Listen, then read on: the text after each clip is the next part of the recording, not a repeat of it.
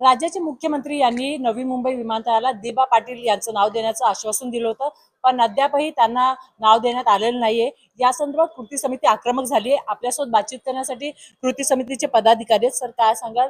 आंदोलन आहे, आश्वासन देऊन सुद्धा आतापर्यंत नाव नाही देण्यात आलं। काही तांत्रिक अडचण असते कदाचित, परंतु त्यांचं लक्ष वेधलं पाहिजे, त्यांना जागरूक केलं पाहिजे की आपण 3 ऑक्टोबर रोजी 2025 जे काम तुम्ही आम्हाला आश्वासन केलं होतं ते अद्यापर्यंत 90 दिवसाचं आश्वासन दिलं होतं, आजपर्यंत काही कृतीत आणलं नाही गेलं नाही।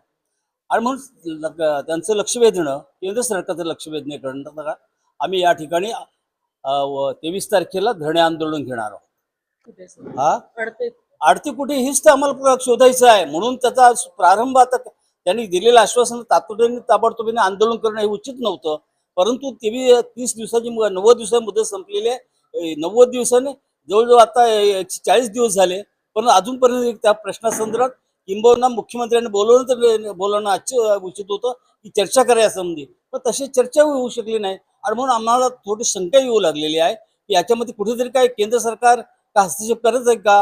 आणि म्हणून राज्य सरकारने जर ठराव पाठवला असेल तर त्यावेळी देखील ते मुख्यमंत्र्यांनी सांगितलं की 90 दिवसाच्या आतमध्ये त्या ज्या पद्धतीने त्यांना फॉर्मेटमध्ये पाहिजे अर्ज, ते अर्ज करण्यासाठी पंतप्रधानांनी मला सांगितलेलं आहे 90 दिवसाच्या आत आम्ही त्या पद्धतीने आम्ही तो फॉर्मेट भरून देऊ आणि तात्काळ सही घेऊन येऊ, अशा प्रकारचं आश्वासन दिलं होतं। पण तात्काळ 90 दिवस झालं म्हणजे लगेच 100 दिवसाचं आंदोलन करणं हे बरोबर नाही। शेवटी काही तांत्रिक अडचण असेल म्हणून काही दिवसाचा अवधी देऊन आम्ही या ठिकाणी पुनश्च त्यांचं लक्ष वेधण्यासाठी हे आंदोलन आहे। यामध्ये श्रेयवादाची पण लढाई सुरू झाली, त्याच्याकडे कसं?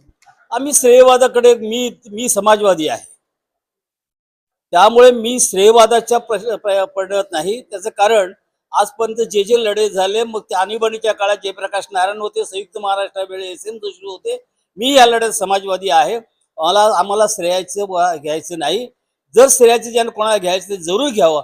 आम्ही उलट सत्तारूढ पक्षांना सांगितलेलं आहे की ज्यावेळेला संयुक्त महाराष्ट्र लढा ज्यावेळेला कम्युनिस्ट, समाजवादी, शेका पक्षाने लढले गेले त्यावेळेला अनेक लोक त्या आंदोलनात सहभागी होते, परंतु काँग्रेसचे यशवंतरावजी चव्हाण हे अत्यंत थोर नेते होते, त्यांनी मंगल कळश आणला, त्याचं स्वागत SM जोशींनी केलं।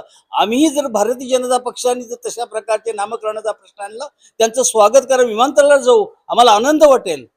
मध्यंतरी बाळामामांनी सांगितलेलं की आम्ही एकही विमान उडू देणार नाही, त्याचं काय झालं?